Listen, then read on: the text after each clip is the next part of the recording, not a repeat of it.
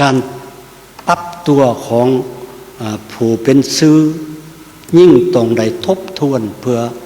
ปรับตัวหลายเท่านั้นบ่ดังนั้นความหวังของสังคมที่ฝากไว้กับสื่อมวลชนจะกลายเป็นความผิดหวังและความเสื่อมของสื่อจำพวกที่จะใส่สื่อเพื่อผลประโยชน์ของตัวเองเขาจะคืบคลานเข้ามาสร้างความหม่นหมองให้สังคมศรีวิไลไปอย่างบ่ฮู้สึกตัวจึงเสนอว่าเวลานี้ยิ่งกว่าเวลาใดหมดสื่อมวลชนทุกประเภทของประเทศเฮาต้องมีความสามัคคีกลมเกี่ยวกันเฮียนหู้ซึ่งกันและกันเป็นประจำสื่อมวลชนต้องกำแหนนสภาพการที่พันแปรอย่างทันการกำให้ใดให้ถือและอันใดเป็นอันผิดอันใดเป็นอันถืออันใดแม้นการเสนอและการตำหนิตีเตียนอย่างสร้างสรรค์อันใดแม้นการใส่ห้ายป้ายสีอย่างขาดจรรยาบรรณสัญญาธรรมอันใด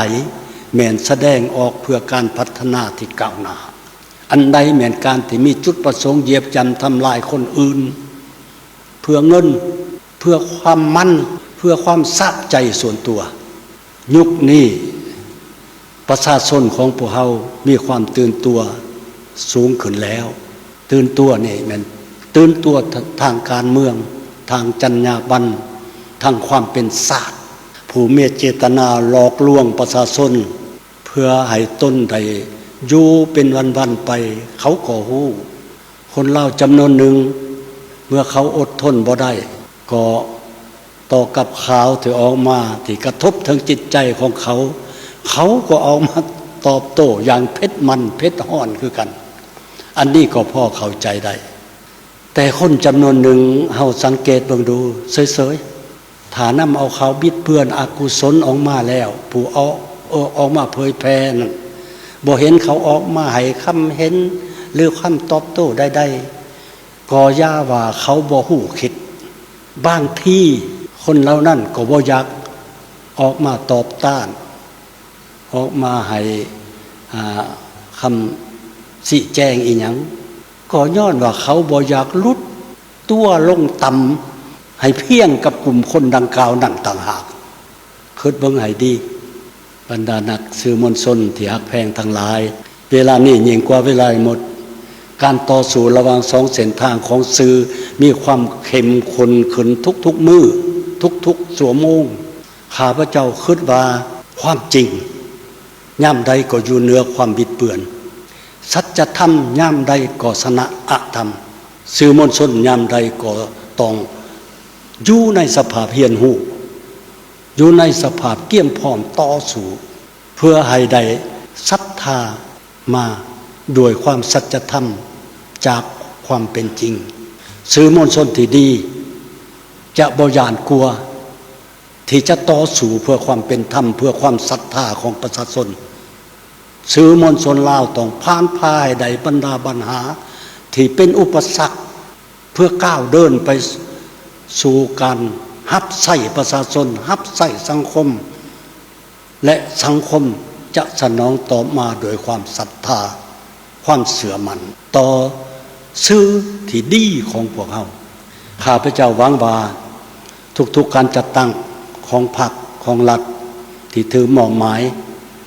ให้กำกับดูแลสื่อมวลชนจัดตั้งด่าช่วยเหลือสนับสนุนสื่อมวลชนของประเทศเราติดตามแนะนำให้คำเห็นที่สร้างสรรค์แก่สื่อมวลชนเพื่อให้มีกำลังใจกำลังแห้งปฏิบัติหน้าที่อันมีเกียรติของเขาเจ้ากระโต้ผู้เฮ็ดสื่อมวลชนก็ต้องมันปรับปรุงตนเองเฮียนหู้ตลอดเวลาและนำใส่กาลโอกาสที่มีอยู่ให้ทันกับสภาพการเฮ็ดให้สื่อมวลชนลาวเดินหน้าไปไวกว่าข่าวปลอมคมสัตย์กว่าข่าวบิดเบือนแทงเข้าถึงใจของวัยหนุ่มและคนลาวก่อนที่อิทธิพลที่เป็นอันตรายจะมาถึงนี่คือว่าภารกิจและความรับผิดชอบที่และศักดิ์ศรีของสื่อมวลชนปฏิวัติในยุคใหม่ สุดท้ายนี้ข้าพเจ้าเชื่อมั่นว่าบรรดาสื่อมวลชนและปวงชนลาวเจ้าหัวแม่ห่วมใจกันสนับสนุนสวยเหลือสื่อมวลชนลาวให้ปฏิบัติหน้าที่อันมีเกียรติและสมเกียรติและสมศักดิ์ศรีของตนสมกับความไว้วางใจของสังคมของพวกเราอย่างแท้จริงเจ้าข้าพเจ้าขอตอบขอของใจของสังคมเกี่ยวกับว่าภาคส่วนใดเป็นผู้คุ้มครองและซ่อมแปลงระบบไฟอำนาจต่างๆเนาะบรรดาท่านเว้าเรื่องการคุ้มครองและก็รับผิดชอบในการซ่อมแปลงระบบไฟอำนาจนี้เป็นภาคส่วนของการคุ้มครองและบริหารตัวเมืองเวียงจันทน์และรัฐวิสาหกิจไฟฟ้าลาวสาขานครหลวงเวียงจันทน์เพิ่นเป็นผู้รับผิดชอบในการคุ้มครองระบบไฟอำนาจทั้งหมดอยู่ในนครหลวงเวียงจันทน์นี้และสำหรับตำรวจจราจรพวกข้าพเจ้าแม่นเป็นผู้นำใช้เนาะถ้าหากว่าไฟอำนาจจุดใดที่มันปีพีพวกข้าพเจ้าก็มีหน้าที่ในการติดต่อประสานหาพวกคนนั้นให้มาซ่อมแปลง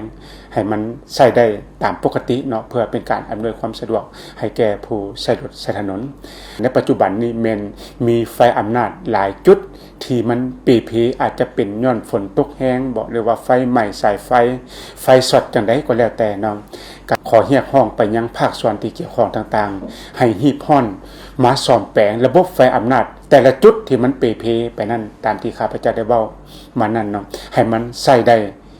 คือเก่าเนาะเพื่อเป็นการอำนวยความสะดวกให้แก่ผู้ใช้รถใช้ถนนและก็เป็นการช่วยเหลือตำรวจจราจรพวกเขาเนาะในระยะที่ผ่านมาพวกข้าพเจ้าสังเกตเห็นหลายต่อหลายครั้งเนาะ